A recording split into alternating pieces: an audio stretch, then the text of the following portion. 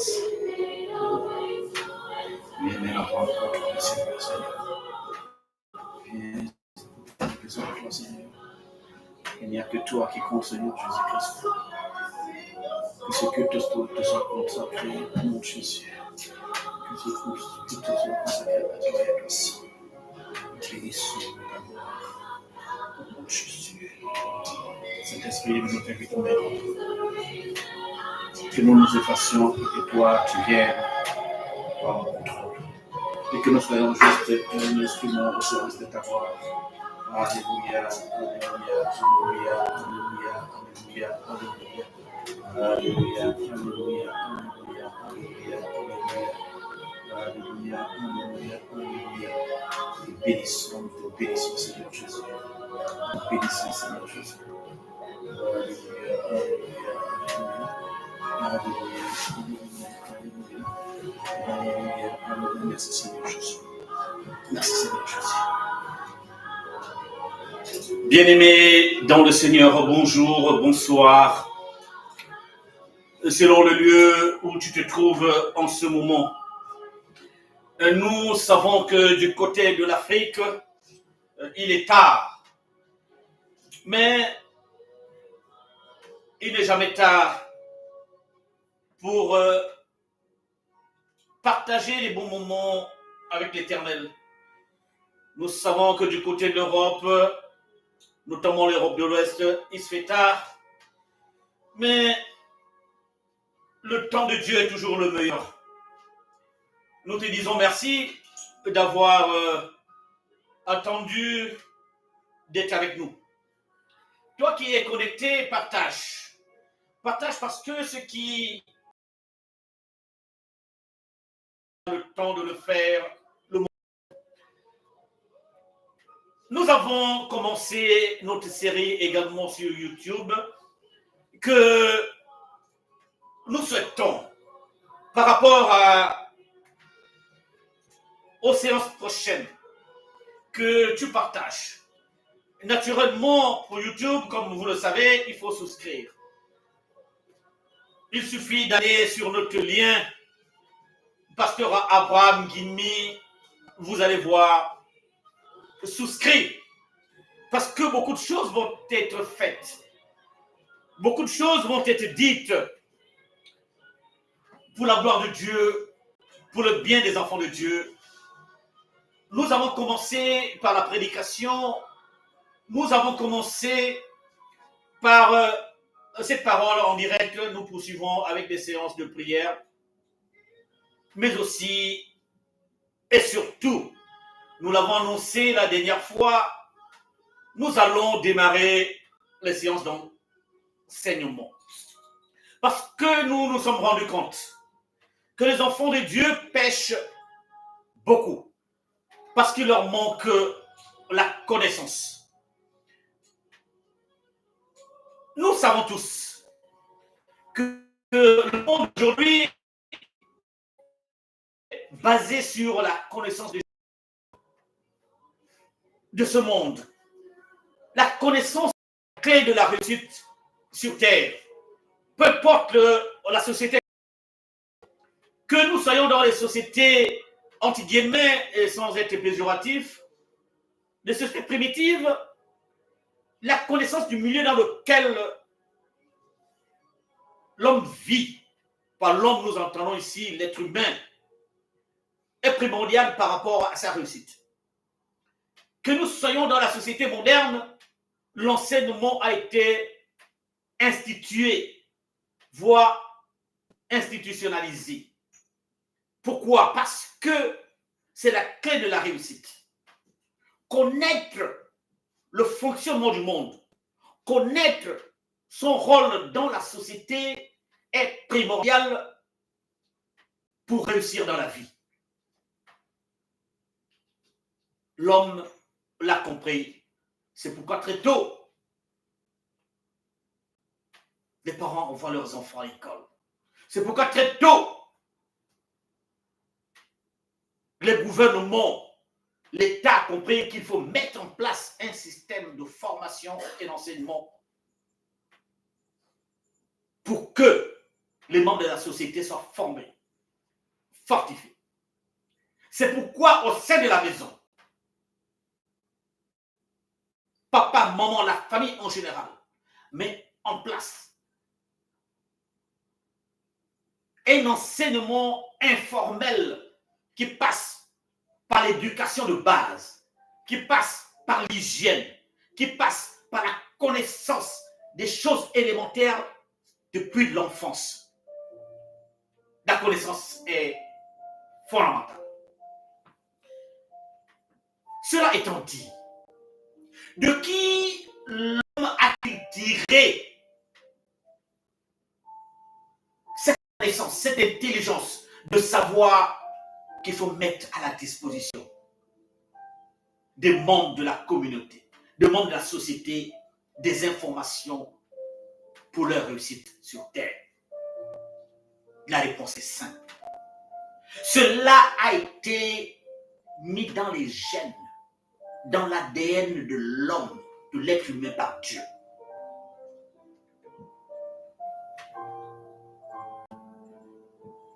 C'est Dieu qui a inspiré l'homme. Lorsque Dieu a créé l'homme, nous allons lire le passage. Dieu a mis en lui les germes de la connaissance. Mais nous constatons pour le regretter qu'autant l'être humain a compris que pour survivre, pour vivre dans la société d'aujourd'hui, d'hier, il faut former.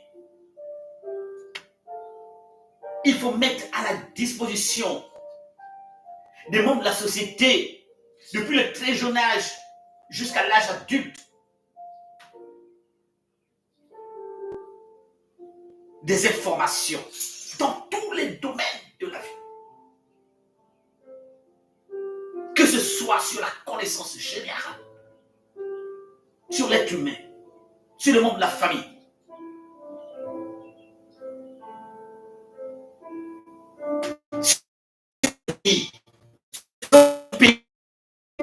Sur les animaux.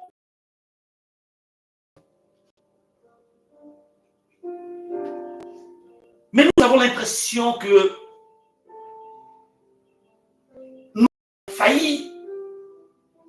Par nous, j'entends ce que Dieu a choisi, a érigé, a positionné pour parler à son nom, parler au nom de Dieu,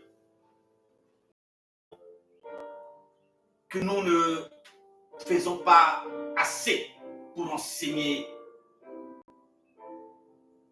la volonté de Dieu. Et la conséquence, c'est naturellement, c'est ce que nous constatons dans notre vie sociale, dans nos nations, et voire même dans les relations entre les nations. Il est temps que nous revenions à l'enseignement de la volonté de Dieu dans la vie. C'est le thème d'aujourd'hui. Nous allons prier pour consacrer ce moment à l'Éternel, car il s'agit de faire sa volonté. Père éternel, nous te rendons grâce et te bénissons dans le nom sacré de Jésus-Christ. Nous te disons merci de ce que tu permets que nous venons parler en ton nom, Seigneur Jésus-Christ, à ton peuple, à tes enfants. Seigneur, viens nous remplir par ton Saint-Esprit de ta connaissance. Que nous ne soyons que des intermédiaires, des outils, mais que tout provienne de la source que tu es toi-même. Bénis tes enfants qui écoutent. Ouvre leurs oreilles de l'esprit pour qu'ils entendent la parole de vie.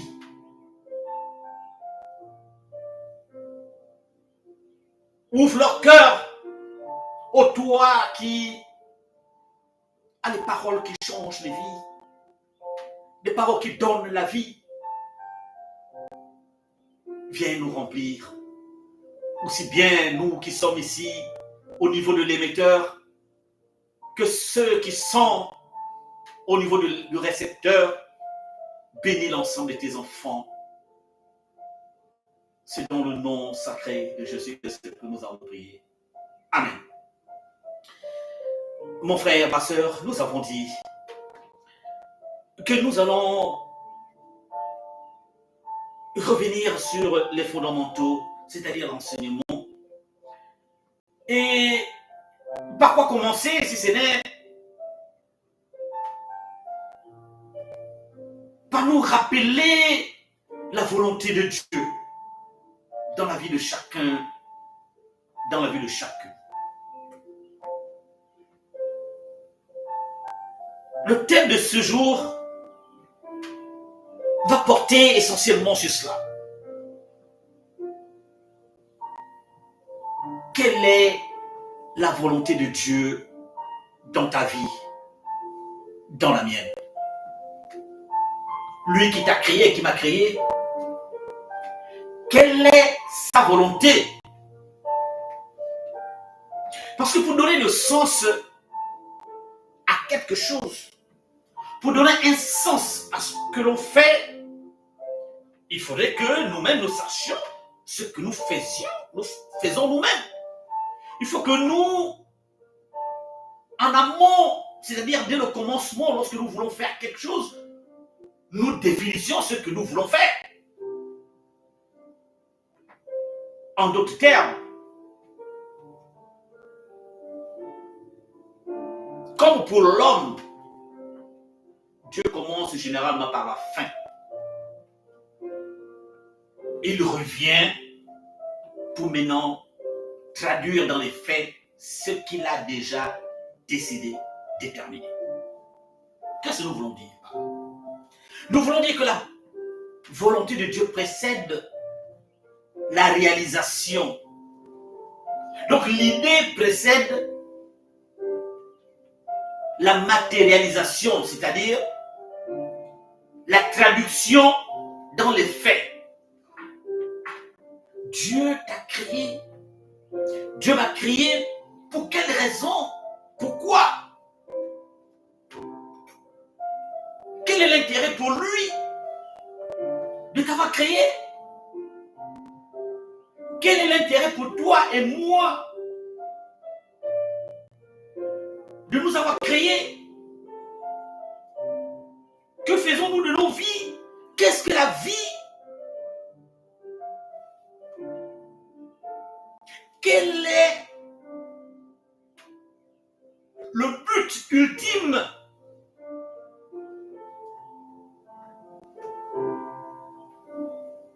Dans quel but Dieu t'a créé? Dieu m'a créé? C'est la réponse à ces questions qui permet généralement de donner un sens à notre vie.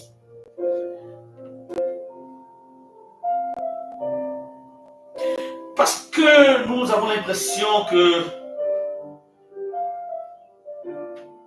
beaucoup de frères et sœurs aujourd'hui vivent pour vivre. On se lève le matin, on cherche de quoi manger, on cherche l'argent pour nourrir la famille, on se lève le matin, on va au champ, on va au travail, le lendemain on fait la même chose, on se s'élève, on nous a dit qu'il faut aller à l'école, on va à l'école. Quand on est encore en France, on ne se pose pas. On fait la volonté des parents, on part parce que papa et maman, le grand frère, la grande sœur nous dit va à l'école. Mais lorsqu'on est devenu mature, adulte, on ne devrait plus faire les choses parce qu'il faut seulement faire. Il y a une raison. C'est de cela qu'il s'agit. La dernière fois, nous avons commencé ce processus d'explication du pourquoi de notre venue sur Terre pour nous amener à la réalisation que nous ne sommes pas venus sur Terre au hasard. Il y a une raison. Quelqu'un a décidé que nous venons sur cette terre. Pourquoi faire? Pourquoi en faire?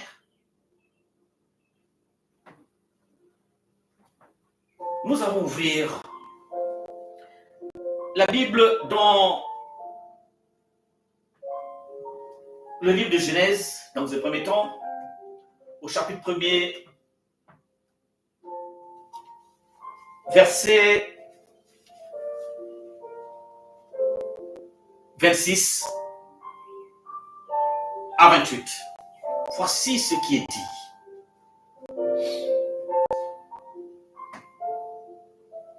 par lui-même, créateur. Genèse chapitre 1, verset 26 à 28. Puis Dieu dit, faisons l'homme à notre image selon notre ressemblance, et qu'il domine sur les poissons de la mer, sur les oiseaux du ciel, sur le bétail, sur toute la terre, et sur tous les reptiles qui rampent sur la terre. Dieu créa l'homme à son image. Il le créa, l'homme et la femme. Dieu les bénit et Dieu leur dit, soyez féconds, multipliez, remplissez la terre, assujettissez, dominez sur les poissons de la mer, sur les oiseaux du ciel, sur tout animal qui se meut sur la terre. Arrêtons-là dans un premier temps. Dès le premier chapitre de la Bible, qui est consacré à la création, Dieu nous dit exactement ce pourquoi il t'a créé, il m'a créé. Pourquoi nous avons introduit en parlant de la connaissance? La connaissance permet généralement de répondre à un certain nombre de questions. Les sciences des hommes, qu'elles soient les sciences tirées de l'observation de la nature ou de l'observation des hommes, du comportement des hommes, donc les sciences naturelles ou humaines, généralement pour but de répondre à un certain nombre de questionnements.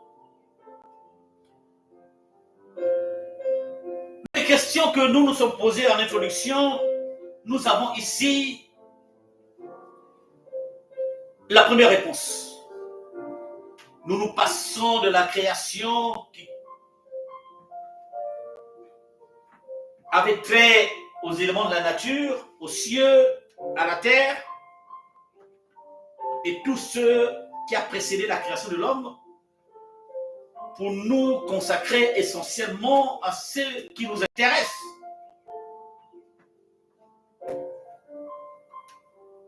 Ta création à toi, ma création, pourquoi moi je suis sur cette terre, pourquoi Dieu en a décidé ainsi. La réponse, nous l'avons ici dans un premier temps. Et je dis en passant que la Bible, que ce soit dans l'Ancien Testament que dans le Nouveau, consacre plusieurs autres passages afférents que pourquoi de la création de l'homme par Dieu. Mais d'ores et déjà, nous pouvons dire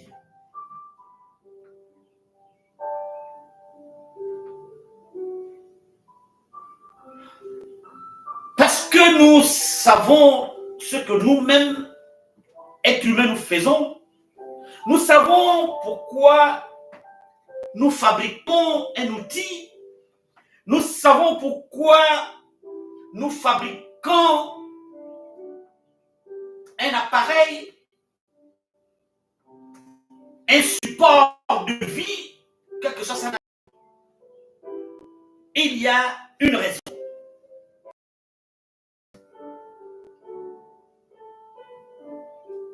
C'est par rapport à ce que nous voulons, que nous, les hommes, nous fabriquons. Donc, c'est nous qui sommes non seulement la source, la cause, mais c'est nous qui savons le pourquoi de ce que nous avons décidé de fabriquer tel outil, de fabriquer telle machine. C'est nous. Mais mon frère, ma soeur, cette logique, elle tient aussi pour Dieu. J'allais dire que nous sommes inspirés de Dieu. C'est Dieu qui sait pourquoi il a créé l'homme.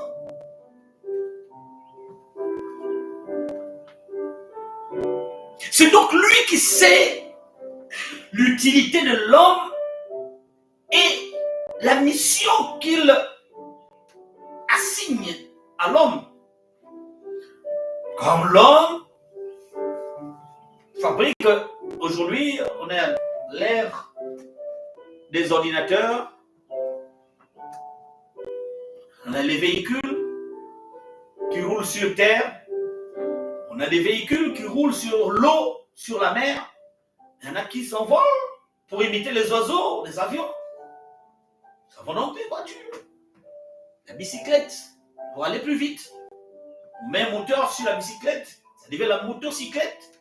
On s'est dit, ben oui, là c'est pour moi, mais j'ai une grande famille. L'homme fabrique la voiture pour emmener le plus grand nombre. L'homme s'est dit, la voiture ne peut rouler sur l'eau. Il commence à la pirogue, sans moteur, il met le moteur sur la pirogue. Mais la pirogue, oui, d'accord, mais la pirogue ne peut rouler que sur l'eau. Comment faire pour aller sur les grandes distances?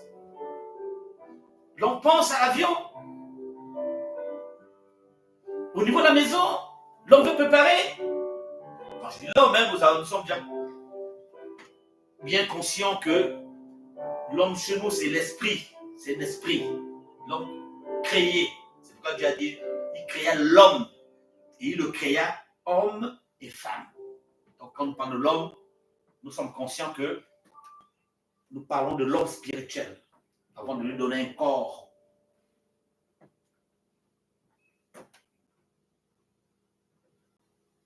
Féminin ou masculin. Donc, que nos sœurs ne s'offusquent pas à chaque fois que nous parlons de l'homme. Donc, bien aimé, Dieu t'a créé, nous avons un début de réponse. Parce que nous avons vu pourquoi l'homme fabrique des outils, c'est pour son intérêt.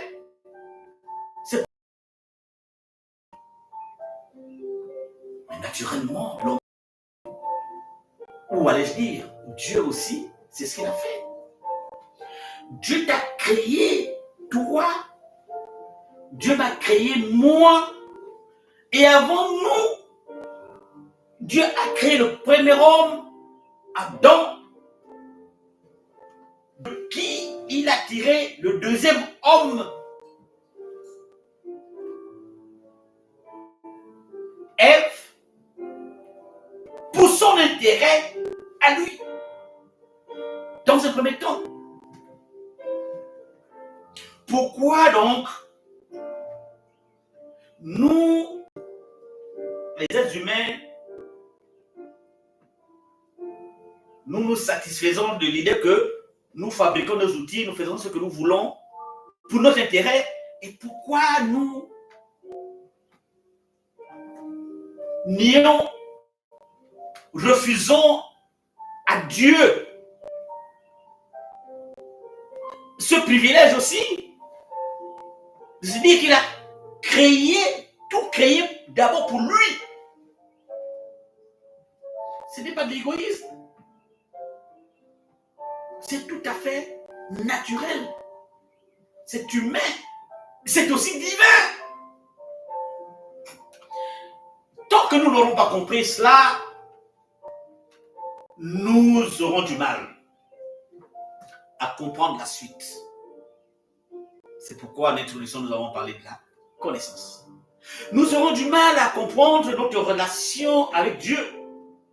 Nous aurons du mal à comprendre les attentes de Dieu par rapport à toi et à moi, qui sont les mêmes attentes qu'il avait depuis la création du premier homme,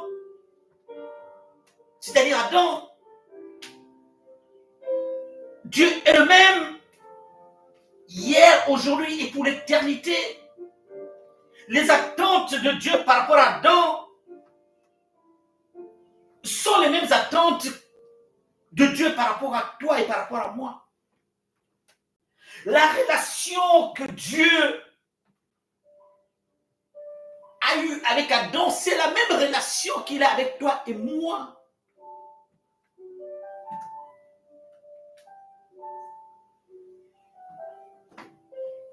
Bien aimé, inversons donc un tout petit peu les choses. Parce que nous nous sommes focalisés jusqu'ici sur Dieu. Essayons de voir maintenant cette équation dans le sens inverse. Nous voulons dire que les attentes d'Adam et Ève, par la suite, lorsqu'ils ont été créés, sont les mêmes attentes que toi et moi nous avons par rapport à Dieu. Qu'est-ce que nous voulons dire par là? Si nous partons de la base que Dieu a créé l'homme, pourquoi en faire? Ça veut dire, il veut faire de quoi? De quoi veux-tu faire l'homme? Ça veut dire que Dieu a des attentes aussi vis-à-vis de nous.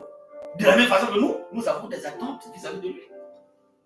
Nous sommes donc en droit de nous demander, Dieu, pourquoi tu m'as créé?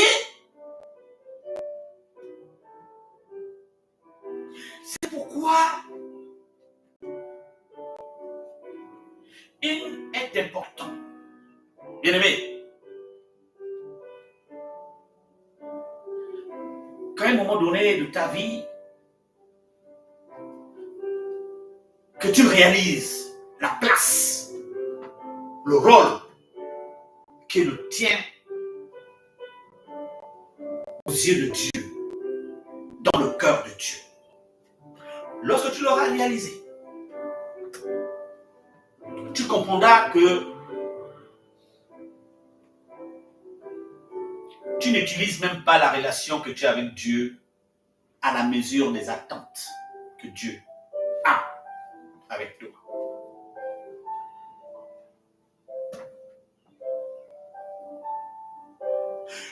Dieu créa l'homme pour la première fois dans le processus de création, Dieu introduit le nous. Nous faisons l'homme à notre image, selon notre ressemblance. Pourquoi faire? Voilà l'émission. Pour qu'il domine sur les poissons de la terre, pour qu'il domine sur les oiseaux des cieux, sur le bétail, pour qu'il domine sur toute la terre.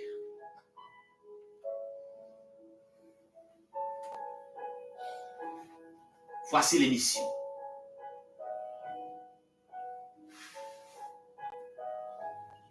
Il crée à notre image.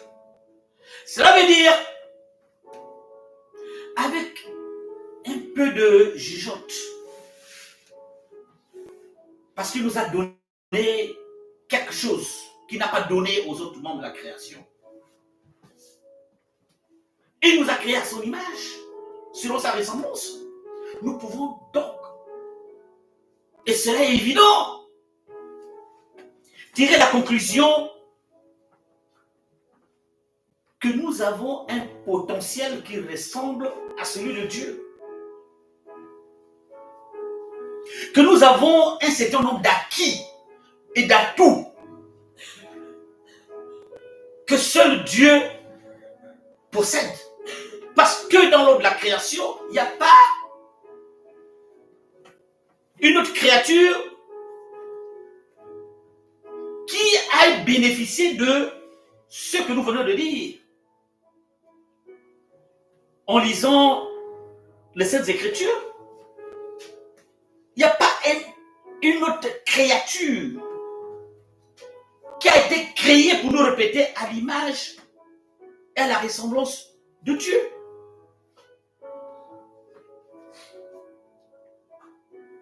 Aucune autre créature n'a reçu la mission de dominer sur les autres éléments de la nature. Nous tenons déjà à préciser, avant d'aller plus loin, que Dieu a dit ici, dominer sur les poissons, les oiseaux, le bétail, toute la terre. Aucunement Dieu a dit ici, dominer sur les autres hommes. Qu'il soit bien entendu et bien clair.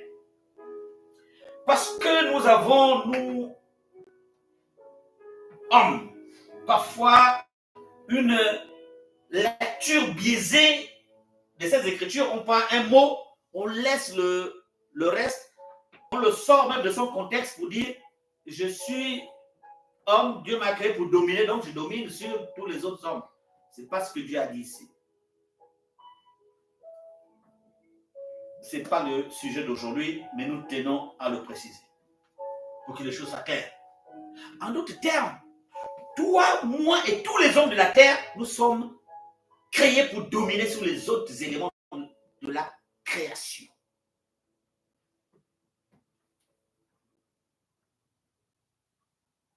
Dieu n'a pas dit que nous devons nous dominer sur les autres hommes. Si cela arrive, cela ne vient pas de Dieu. Que ceux qui ont les oreilles pour entendre, entendent. Dieu dit ensuite, soyez féconds, multipliez, remplissez la terre et assujettissez. Dominez encore une fois sur les ressources de la terre. Voici la mission. C'est comme l'homme, lorsqu'il crée un outil, l'outil a un rôle à jouer. Mais quelle est la relation retour de l'outil à l'homme? Il faut le dire. Cette relation retour, c'est l'assujettissement, c'est l'obéissance. Imaginez une voiture que l'homme a fabriquée, qui se rebelle, qui roule seul, qui ne répond plus à la volonté. Imaginez une machette. Parmi les premières inventions de l'homme, il y avait la machette, le couteau, que là-haut dise, je n'obéis plus à celui qui a forgé la pierre pour me fabriquer. Quelle serait notre attitude si cela arrivait? Aujourd'hui, il y a des débats. Lorsque l'ordinateur a été créé, avant les robots, les ordinateurs, aujourd'hui, nous sommes au niveau de l'intelligence artificielle. Les inquiétudes commencent à se lever. Les machines vont venir nous dominer. Pourquoi? Pourquoi ne voulons-nous pas que les machines que nous avons fabriquées aient le contrôle sur nous? Mais parce que nous sommes la source de leur existence. Mais pourquoi, bien-aimés? Pourquoi lorsque Dieu dit obéis à ce que je dis, ça devient un problème? Pourquoi toi et moi rentrons-nous dans la rébellion? C'est ça, la désobéissance, c'est une rébellion.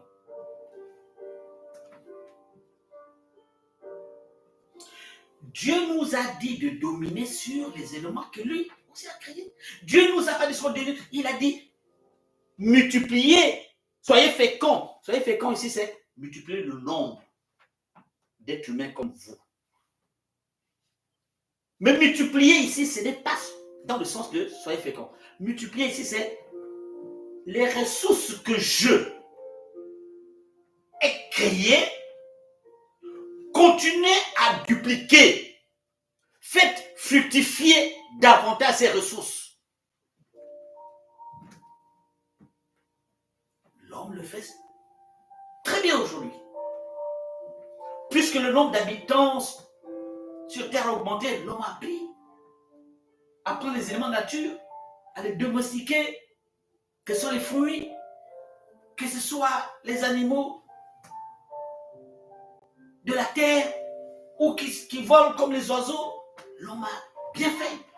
C'est ça la multiplication des ressources.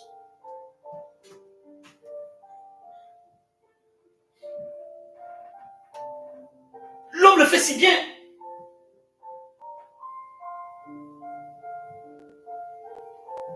Mais quelque chose s'est passé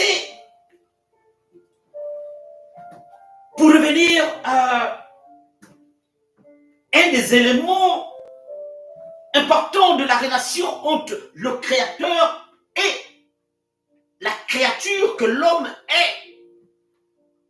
Quelque chose s'est passé depuis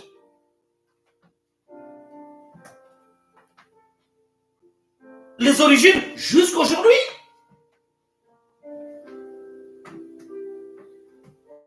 C'est la désobéissance. L'homme a désobéi et continue d'ailleurs à le faire. Combien d'entre nous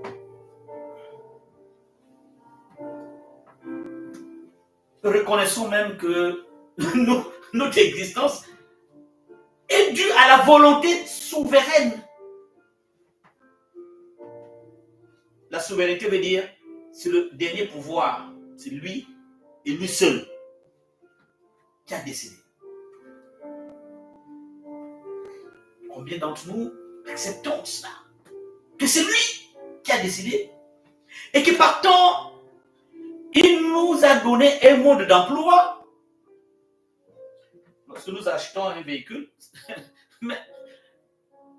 lorsque nous achetons un ordinateur, même le téléphone, les outils qui nous permettent aujourd'hui de communiquer, il y a tout un mode d'emploi.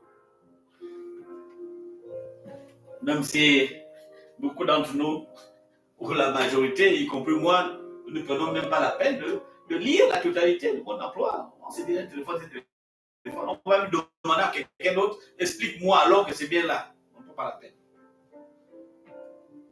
Pourquoi refusons-nous le mode d'emploi? Mon frère et ma soeur, voici le mode d'emploi. Le mode d'emploi, c'est la volonté de Dieu qui permet à toi et à moi de fonctionner selon la volonté du Créateur, selon les modalités. Parce que lorsque un outil est utilisé en naturellement, les fonctionnalités, ce pourquoi l'outil a été fabriqué, ne seront plus exactement exécutés selon la volonté de celui qui a créé, qui a fabriqué. La désobéissance nous conduit donc à un fonctionnement inadéquat par rapport à la volonté du Créateur. C'est ce qui s'est passé depuis la création. C'est ce qui s'est passé depuis Adam et Ève lorsqu'ils ont obéi.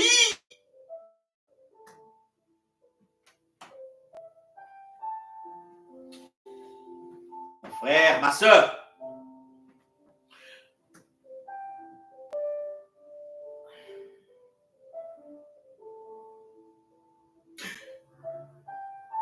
tu as fabriqué, toi en tant qu'être humain, fabriqué la machette, la voiture, que tu serves.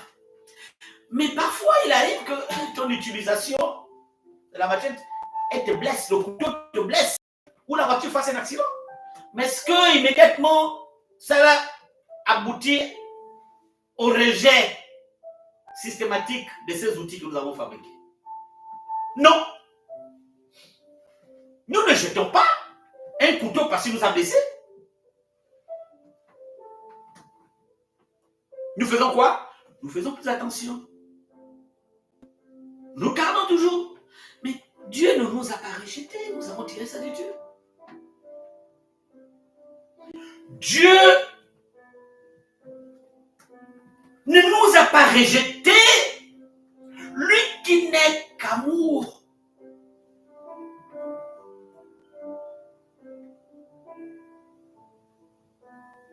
Parce que toi et moi, nous savons qu'il y a des passages que nous n'avons pas eu le temps de lire ici où Dieu est écrit que Dieu a vu que c'était bon.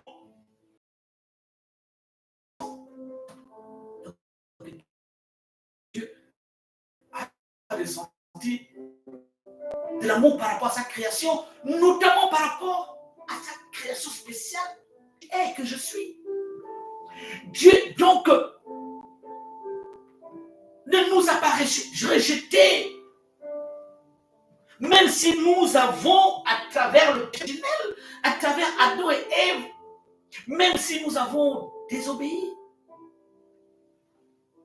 Et qu'est-ce qu'il a fait? Nous n'allons pas passer en revue toute la démarche. Dieu a compris qu'il faut faire quelque chose. Dans un premier temps, interdit qui permettent d'éviter à nouveau de tomber. Ce sont les 10 commandements. Il ne faut pas. Il ne faut pas. Il ne faut pas tuer. Il ne faut pas mentir. Il commence par il faut. Il faut, premier commandement, reconnaître que je suis Dieu, ton créateur, obéis. Mets-moi à ma place. C'est la série de il faut et il ne faut pas qui sont les commandements qui étaient, comment je pourrais l'appeler, comme une carte. Vous voyez, lorsque vous partez d'un point à l'autre, hier c'était la carte, on dessinait sur un bout de papier. Aujourd'hui, la technologie a mis la carte maintenant dans le téléphone, le GPS. Les Américains ont inventé ça, le GPS qui te donne. C'est une carte qui te donne la direction, qui te montre ici, attention. Là, il faut tourner à gauche, là, il faut tourner à droite. Il dit, comment on doit saisir cela? Mais la nature humaine,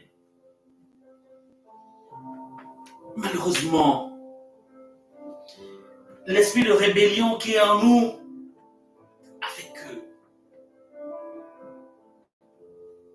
l'homme ne puisse pas suivre les interdits. Combien d'enfants dans nos maisons font ce que nous, les parents, nous ne voulons pas? Nous tous, nous étions enfants. Combien de fois avons-nous désobéi à papa et à maman? Ou au lieu de travail, combien de fois faisons-nous ou ne faisons pas nous ce qui nous est dit de faire ou ce qui nous est dit, nous est interdit de faire? Combien de fois? Parfois volontairement, parfois involontairement.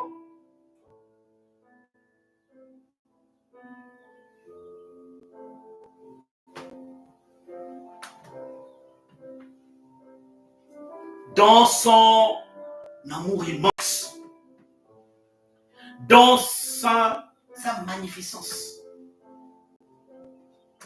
Dieu a compris qu'il y a une solution. La solution, c'est quoi?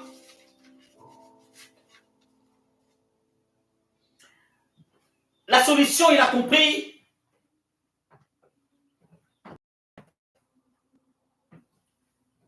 qu'à la prescription des commandements, les sacrifices qui permettent la réconciliation, sacrifice des animaux, ainsi de suite, ne suffisaient pas. Il a décidé souverainement encore d'envoyer son fils engendré.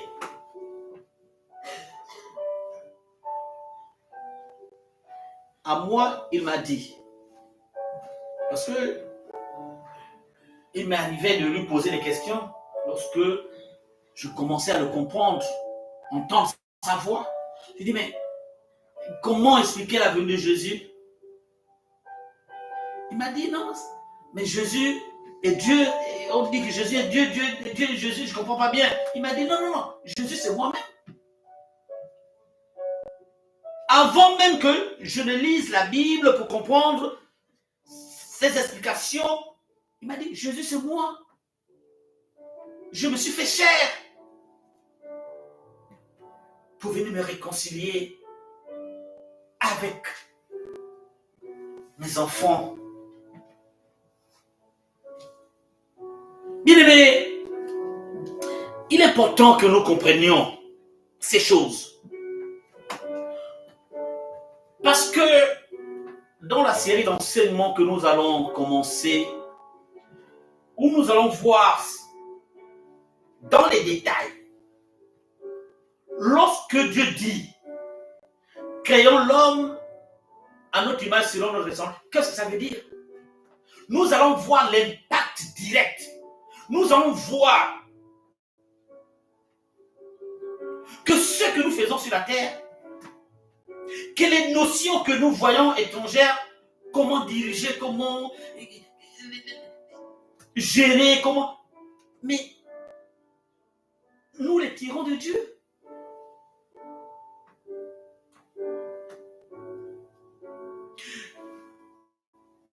Dieu s'est fait chair. Il est venu parmi nous. Nous allons ouvrir la Bible dans le livre, dans l'évangile selon Saint Matthieu, chapitre 21, versets 42 à 44. Il est écrit: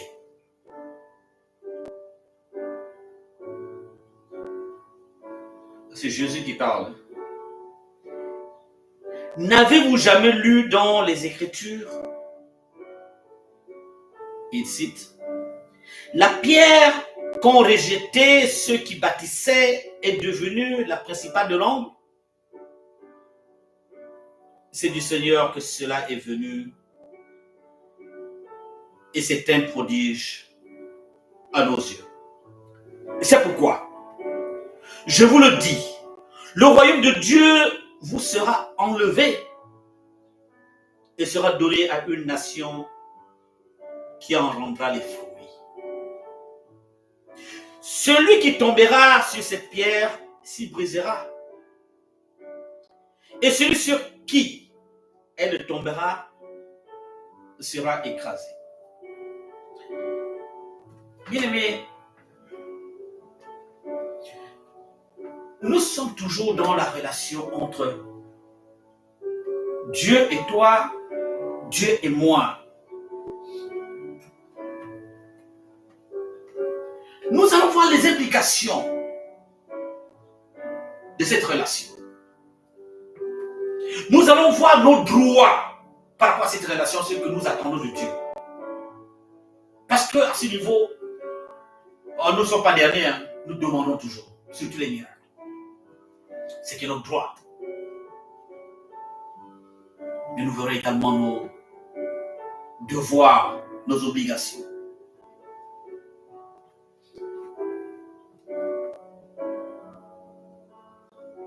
Jésus est venu sur terre.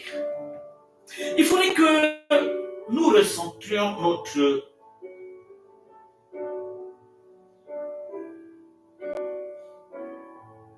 échange, notre connaissance. Nous ressentions tout de la même façon que nous parlons de Dieu, que nous comprenions qui est Jésus, pourquoi il est venu sur terre, pourquoi faire par rapport à ta vie, par rapport à la mienne.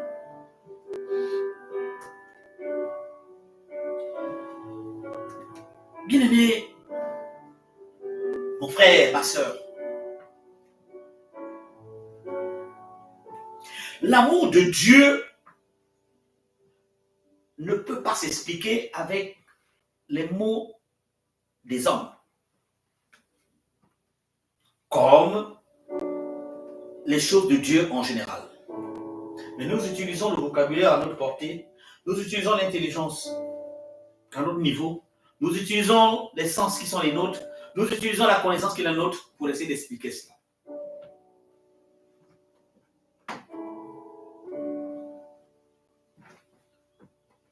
Jésus-Christ, c'est Dieu qui est venu sur terre pour toi et pour moi.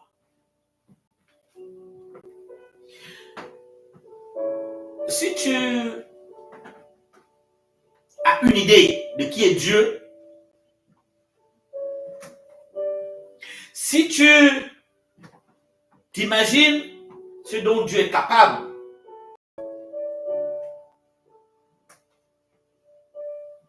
vois la venue de Jésus-Christ, non plus de manière générale par rapport à l'humanité, par rapport à toute la création, ramène cela à toi, à ta vie.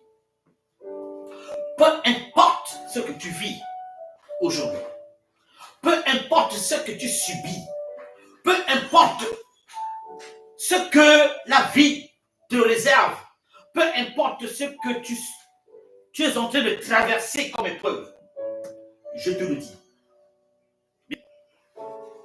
Si ta relation avec Dieu, à travers Jésus-Christ, est celle de Dieu qui m'a créé et qui assure mon bien-être sur terre, parce qu'il m'a créé pour sa gloire, pour son bien. Si cela est le cas, bien-aimé, tu es en droit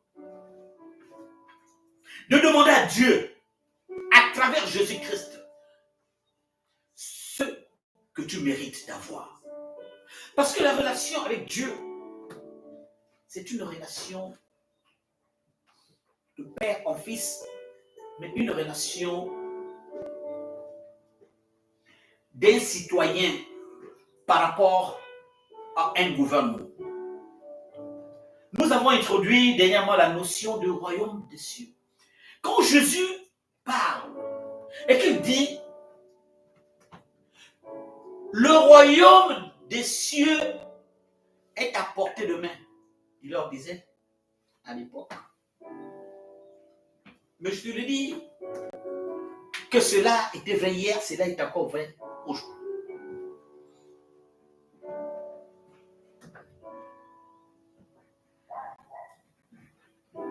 Dieu, en créant la terre, en mettant l'homme au centre de la terre pour faire tout ce que nous avons décrit là, veut, je ne mets pas ça au passé parce que ce qui est de Dieu est toujours vrai. Ça a été hier, c'est là aujourd'hui, c'est là, c'est là pour les. Dieu veut que de la même façon que les choses fonctionnent dans les cieux, où lui-même règne, de la même façon, il veut que les choses se passent sur cette terre, où toi tu es au centre. Toi, en tant que créature spéciale, que tu sois au centre et que tu gères comme il a dit et que tu entretiennes cette relation avec lui. Parce que tu ne peux pas, et c'est ça. Ou le banc est toujours blessé parce que nous avons pensé que nous pouvons faire, puisqu'il a dit que nous devons dominer, on peut se passer de lui. C'est l'erreur que nous commettons. Si tu veux bénéficier de la plénitude, c'est-à-dire la totalité des avantages liés à ta nature, à ta place spéciale, fais aussi ce que Dieu attend de toi, c'est-à-dire sa volonté,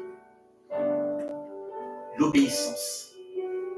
Si tu ne connais pas ce qu'il attend de toi, nous avons commencé l'introduction à parler de la connaissance. Renseigne-toi.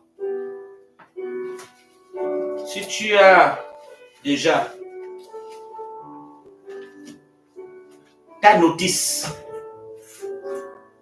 c'est-à-dire la Bible, tu as plus ou moins garanti les 80% de ce qui est nécessaire pour connaître les attentes de Dieu vis-à-vis de toi et moi. Mon frère, ma soeur, je te le dis, quelle que soit la durée du temps, lorsque tu auras réalisé qui tu es par rapport à Dieu, d'une part, et d'autre part, qui Dieu est par rapport à toi, tu auras accompli ce que Jésus-Christ disait, le royaume des cieux. Ça se passe là-bas. Mais Jésus te disait déjà qu'il a apporté de main. Tu verras.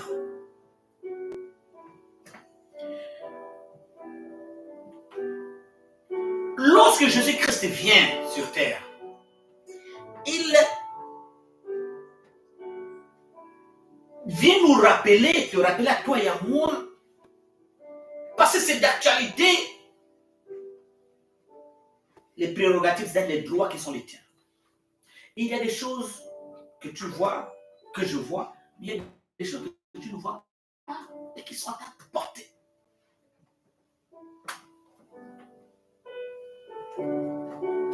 La connaissance qui permet de savoir tes droits et tes obligations, mais la connaissance de qui tu es.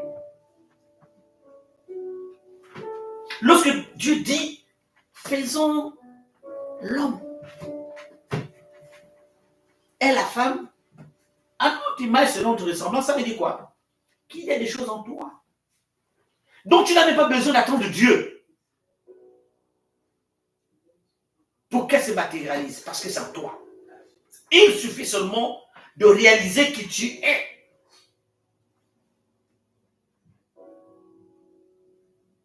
Il suffit seulement de réaliser que mais Dieu est même venu sur terre. Il est venu pour que je me réconcilie avec lui. Qu'il a accompli pour moi le sacrifice ultime.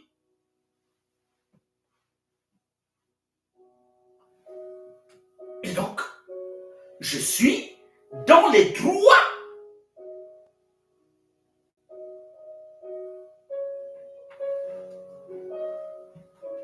d'un enfant héritier.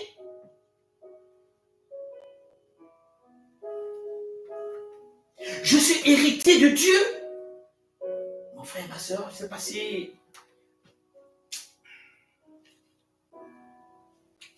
nous nous faisons comprendre.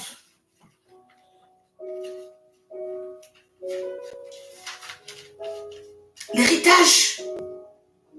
Quand on est héritier de Dieu,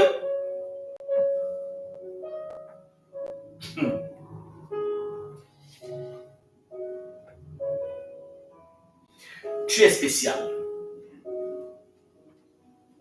Tu es spécial. Quelle que soit ta posture actuelle, quel que soit ce que tu subis, quel que soit où tu es, même si tu as traversé, tu es toujours dans la désobéissance. Dieu te dit que tu es spécial.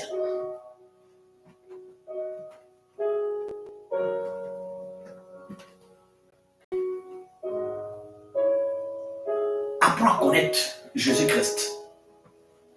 Tu comprendras que ce n'est pas pour lui, mais c'est pour toi.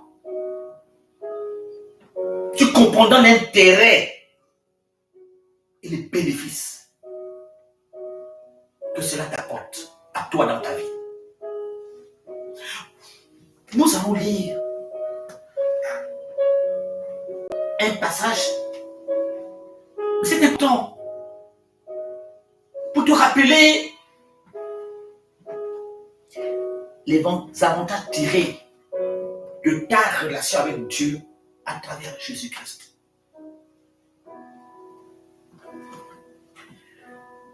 Ouvrons nos Bibles pour ceux qui les ont devant eux. Sinon, pour noter pour demain ou plus tard regarder parce que c'est important. Dans l'épître de Paul aux Colossiens. Colossiens chapitre 1 verset 15 à 20. Il est écrit. Nous parlons ici.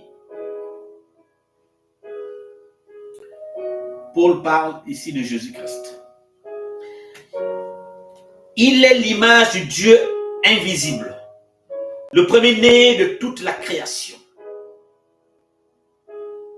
Car en lui ont été créées toutes les choses qui sont dans les cieux et sur la terre, visibles et invisibles.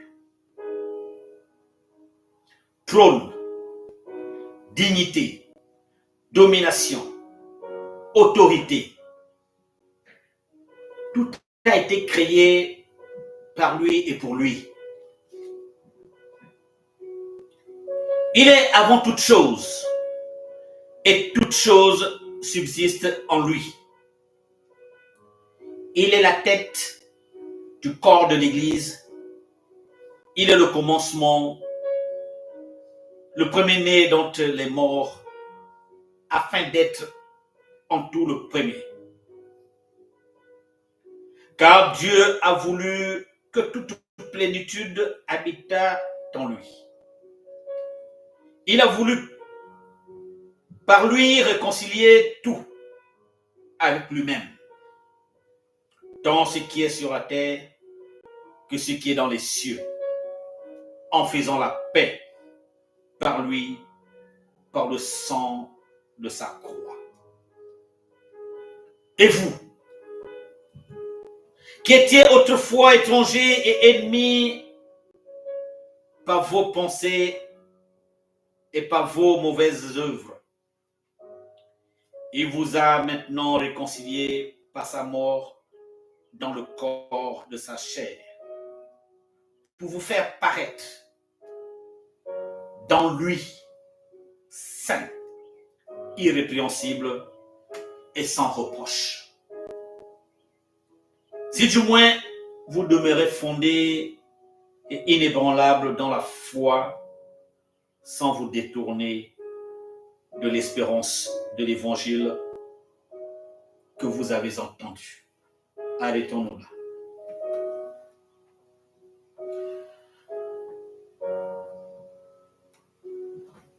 Je vous ai dit que la difficulté que nous avons souvent d'appréhender Dieu, c'est que nous vivons par nos sens, nos 5 sens. Nous ne le voyons pas, il est invisible. Je vous ai aussi dit qu'il y a plusieurs années,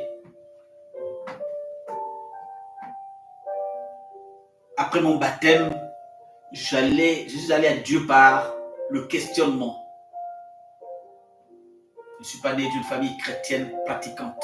Nous avions une notion vague de Dieu. Vous savez que Dieu existe, mais bon, ça s'arrêtait là. Donc je me posais beaucoup de questions.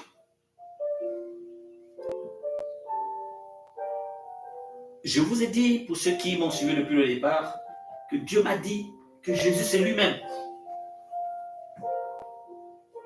C'est ce qui est écrit là.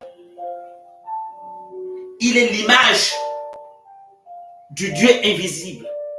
Il s'est fait chair pour qu'on puisse le toucher. Pour qu'on s'imaginait maintenant qu'on le voit.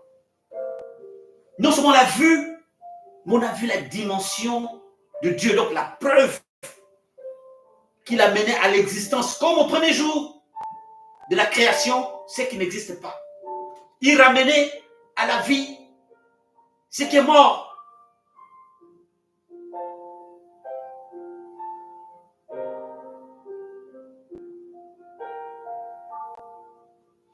En lui et par lui, tout a été créé.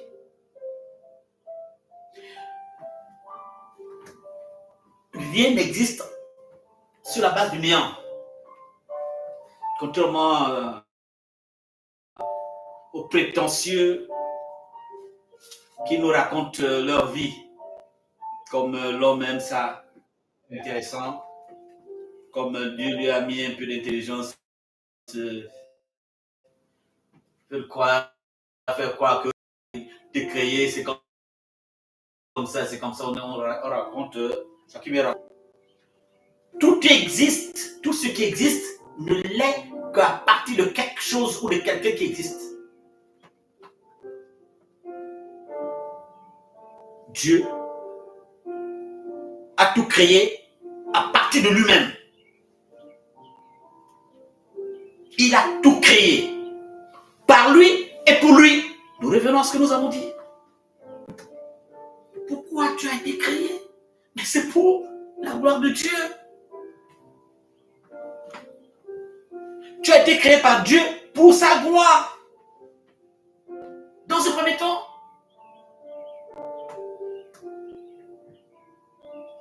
tout a été créé par lui, pour lui. Et il cite ici les choses que les hommes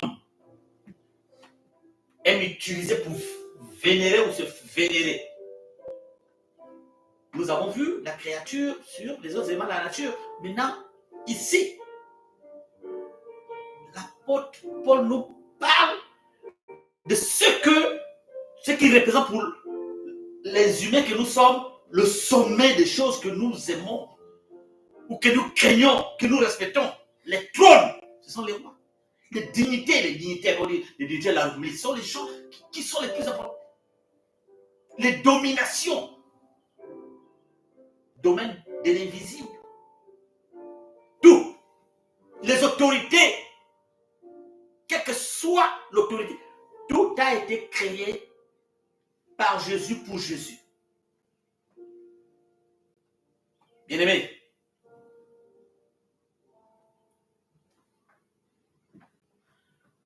l'amour de Dieu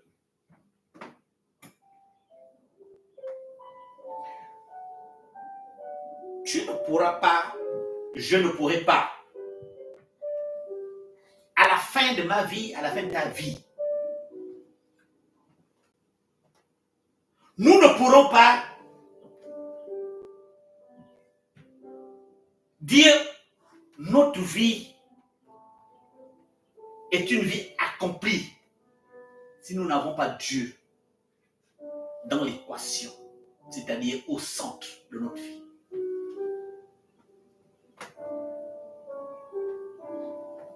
Que nous soyons là, au trône, que nous soyons des dignitaires, que nous dominions, que nous soyons des autorités.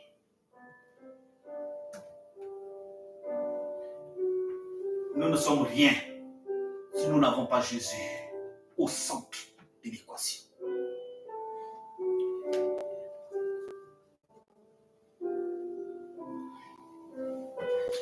Bien aimé, tu vas te dire, ah, l'homme de Dieu, tu parles de quoi? Moi, Est-ce que c'est vrai? Tu vois à distance là-bas le roi. Tu vois à distance là-bas le président. Tu vois à distance là-bas le ministre. Tu envies sa position parce qu'il est là-bas. Mais va échanger avec lui. Va lui demander comment il se sent. Va lui demander s'il est satisfait. Pose-lui la question. S'il n'a pas Jésus, l'homme de Dieu le dit. Parole de vérité. S'il n'a pas Jésus en lui, c'est un homme ou une femme insatisfait. Sa vie n'est pas accomplie. Vous allez voir des multimilliardaires qui continuent à courir derrière l'argent. Et moi, tu te dis, mais est-ce que ces gens-là sont normaux? Ceux qui viennent des milieux où les gens se sont autoproclamés au-dessus de tout le monde, qui prennent les ressources de tout le monde comme étant le leur. Ils prennent aujourd'hui, ils prennent demain, ils prennent demain. Ce n'est jamais suffisant. Pourquoi? Parce que Jésus est au centre de l'équation.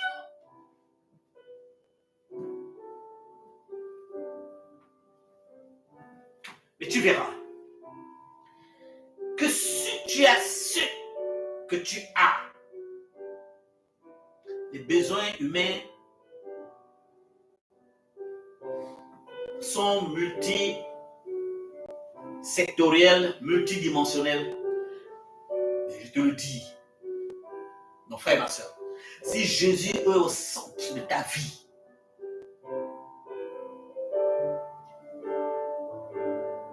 la manière dont tes besoins là s'exprimeront n'est pas la même.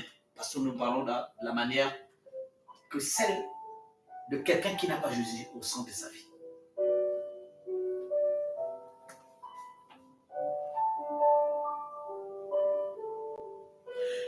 Tu es malade. Quelqu'un d'autre est dans le même hôpital. Au lit voisin, tu tiens, même douleur corporelle. Celui qui a Jésus et celui qui n'a pas Jésus ne ressentent pas la même chose. Ne voient même pas la maladie de la même façon. Mon frère, ma soeur,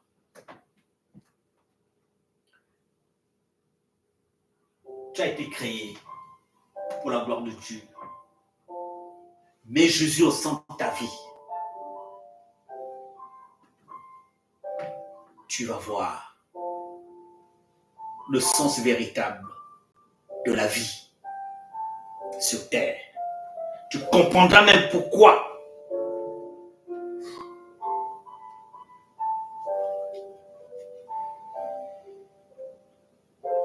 Jésus nous parlait souvent du royaume des cieux. Malheureusement, notre niveau de compréhension, hein, au fil du temps, la religion a même changé sa véritable nature, parce que la religion, c'est pas ce que nous faisons aujourd'hui. Au sens premier du terme, l'Église, c'était pas un centre de religion, c'était un centre de la représentation du royaume tel que Jésus a voulu, le royaume de Dieu, des enseignements, de la connaissance, le royaume de Dieu, pour les impliquer dans le centre de ce qui se passe sur terre, dans nos vies, autour de nous. Malheureusement, nous sommes allés trop loin. Dans la religion, on a laissé le message de Jésus.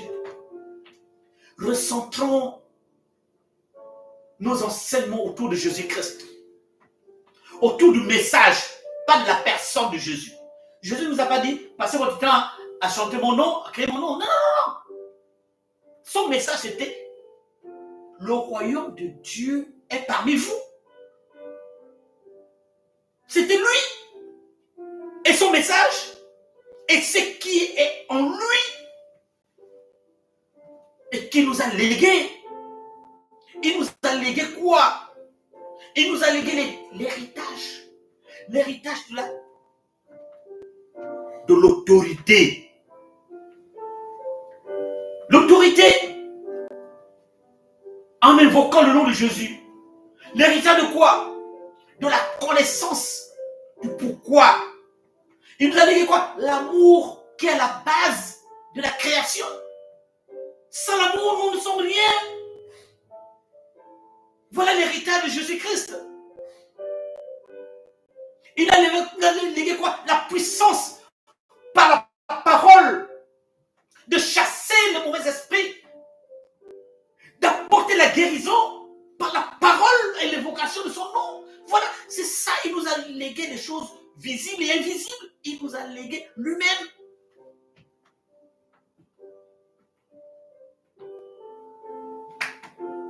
C'est pourquoi quand il nous dit aux premiers apôtres, il est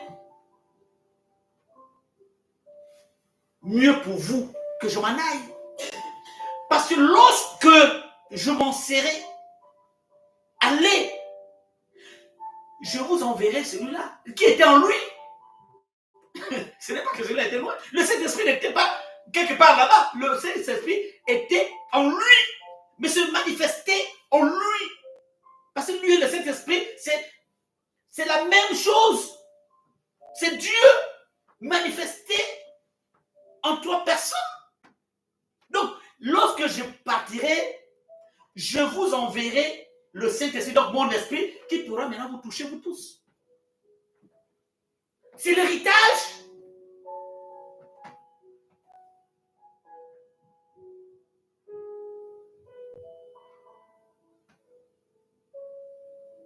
de la nouvelle alliance avec Dieu. Mon frère, ma soeur, rentre dans ton héritage, rentre dans la nouvelle alliance avec Dieu en Jésus-Christ, par Jésus-Christ. Tu vas voir, tu vas vivre la gloire de Dieu. Tu vas commencer à te dire, mais Dieu est avec moi, Dieu est en moi. Lorsque les choses vont se manifester à travers toi, les choses que seul Dieu était capable de faire, tu comprendras que tu es rentré véritablement dans l'héritage de Dieu. Lorsque tu commences à ressentir la vie différemment, lorsque malgré ton état, tu te diras, j'ai l'espérance parce que lui, il est en moi. Lorsque tu seras attaqué, parce que oui, tu le seras, mais tu auras conscience que non, celui qui en moi, avec moi, est plus fort que celui qui m'attaque, qui s'appelle Satan ou ses démons, tu comprendras que tu es véritablement rentré dans l'héritage. Lorsque la vie semble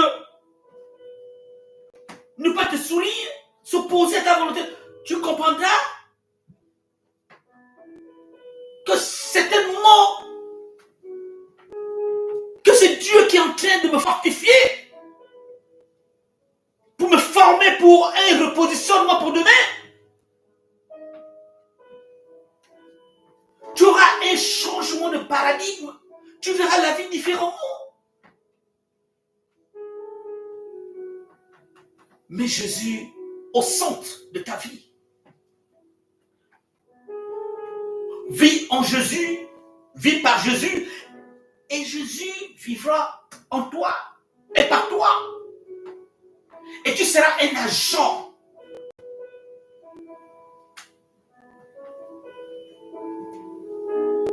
au service du royaume de Dieu sur terre.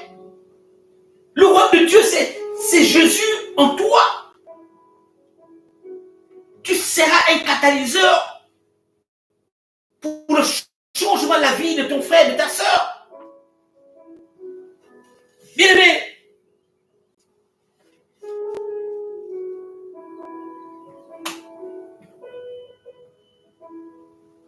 notre vie a un sens.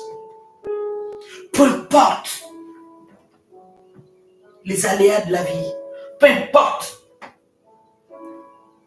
les problèmes financiers que nous traversons, la santé, le chômage, l'abus d'autorité au lieu du travail ou dans la nation, la désobéissance des enfants, les mauvaises mœurs qui pénètrent parfois nos foyers, en tout cas nos sociétés. Il y a une espérance. Il y a une espérance en Jésus-Christ. C'est la seule qui est capable d'influer et de changer le cours des événements.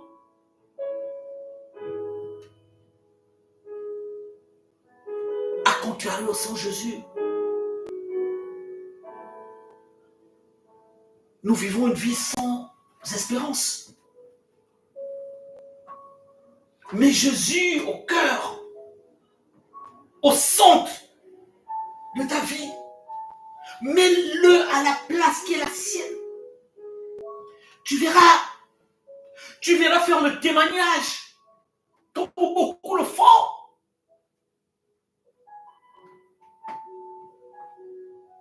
Selon lequel il est encore possible. Quelqu'un te dit vraiment, tu dis, tu as fini. Il est encore possible. Comment il est possible? La personne s'agite. Tu dis, il est encore possible. Parce que avec Jésus, le vocabulaire impossible n'existe pas.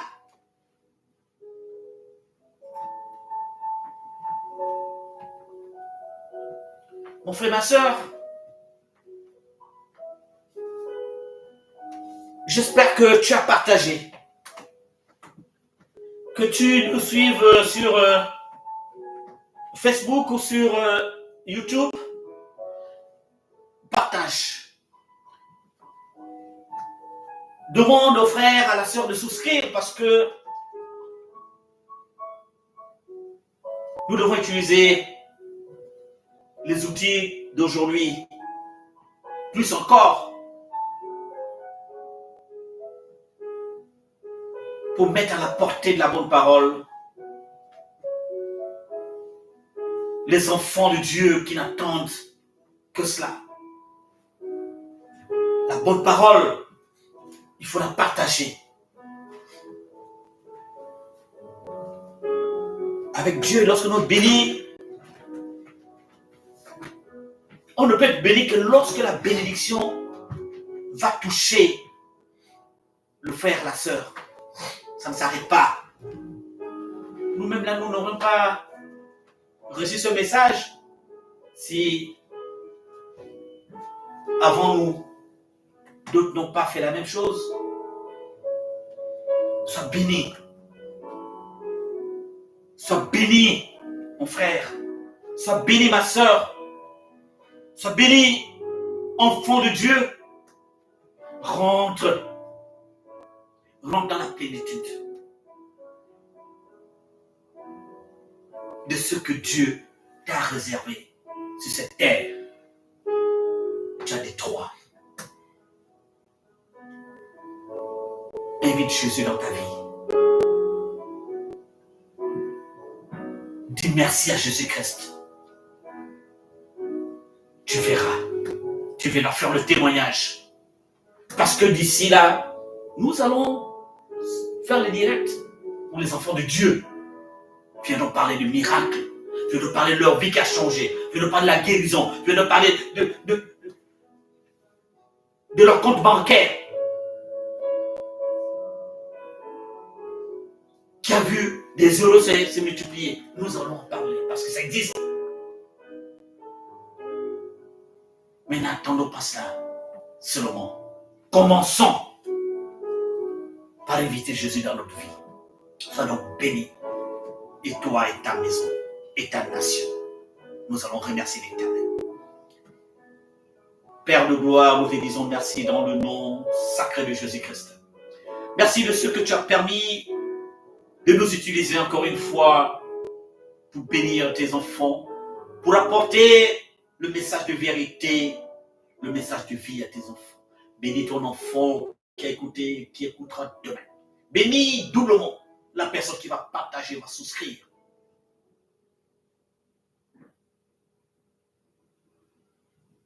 Et devenir, non pas infidèle de pasteur Abraham, mais fidèle de Jésus-Christ. En ton nom, Seigneur Jésus-Christ, nous avons prié. Amen. Au revoir, bien-aimés.